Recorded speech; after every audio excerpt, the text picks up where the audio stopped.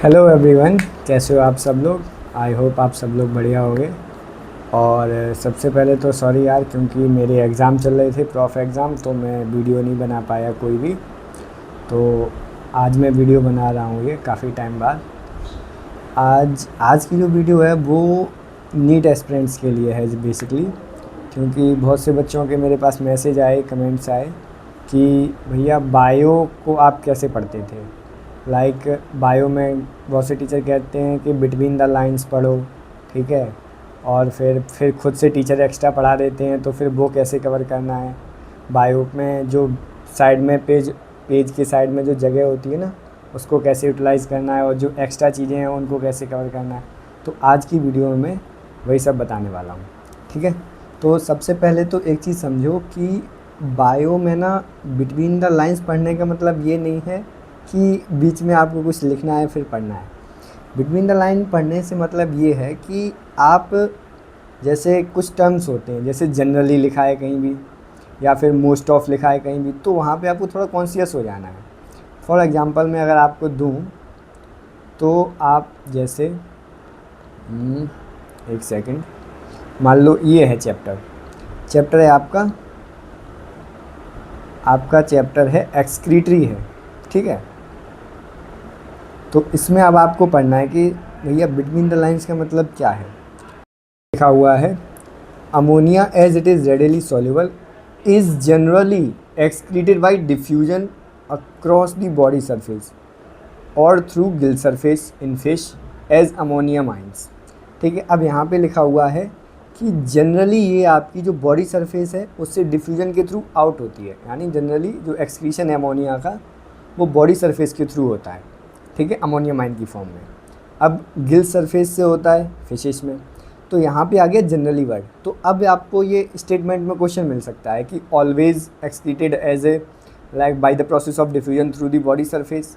तो in words पे तुम्हें ध्यान देना है, इसको कहते हैं बिटवीन द लाइंस पढ़ना। अगर मैं अब इसी के साथ आपका सेकंड एग्जांपल लूँ, तो उसमें है, एक सेकंड,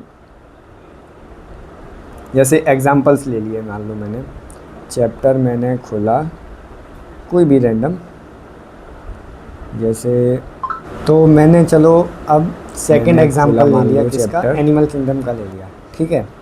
अब मैं जाता हूँ कहाँ पे, यहाँ पॉरीफेरा में जा रहा हूँ, ठीक है। पॉरीफेरा में अब देखो आप, इसमें ये लाइन है कि स्पॉन्जेस दे आर, ये देखो, members of phylum, member of this phylum are commonly known as sponges. They are generally marine, generally marine, ठीक है ना। तो अब यहाँ पे आए जनरली मैराइन। अब इससे आपको क्या देखना है, अब देखना है इससे आपको कि क्या कोई ऐसे एनिमल्स भी हैं जो फ्रेश वाटर में रहते हैं, जैसे स्पॉन्जिला, ठीक है ना। स्पॉन्जिला आपका जो है वो फ्रेश वाटर में रहता है, तो ये आपका एग्जाम्पल हो गया। तो ऐसे ही आपको बिटवीन द लाइंस पढ़ने का ये मतलब है।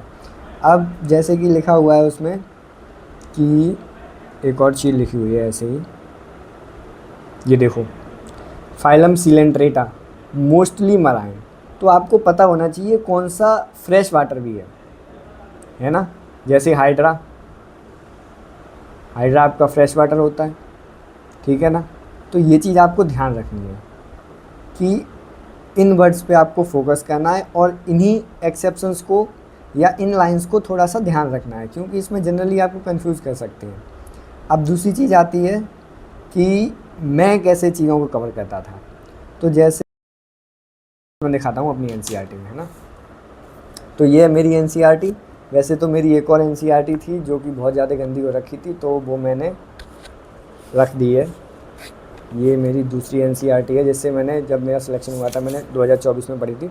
तो ये देखो, अब मान लो ये है आपका, ठीक है ना, ये आपका चैप्टर है cell cycle and cell division, ठीक है। अब इसमें मिरर, शायद मिरर दिख रहा होगा आपको उल्टा, कोई नहीं, बस मैं आपको समझाना चाह रहा हूँ कि ये आपका सेल साइकिल वाला चैप्टर है।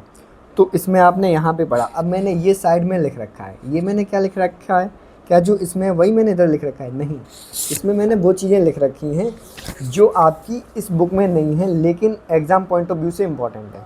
तो मैंने ये पेज को इधर पेस्ट कर लिया बीच में, ठीक है, और यहाँ पे वो सारी चीज़ें लिख दी हैं।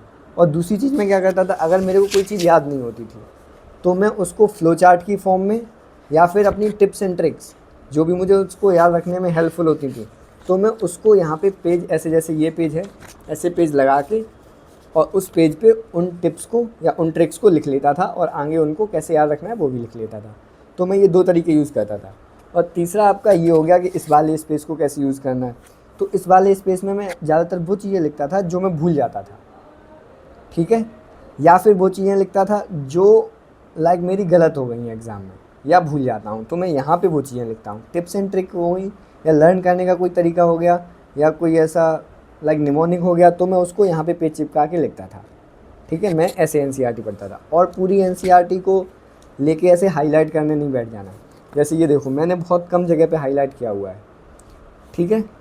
और ख़ासकर साइकिल्स में, जैसे इसमें साइकिल है, ये आपका रेस्पिरेशन वाला चैप्टर है, तो इसमें देखो ये वाली साइकिल है, तो ये तो मैंने किसी मॉड्यूल से ऐसे काट के चिपकाई थी, खैर वो आप मत करना।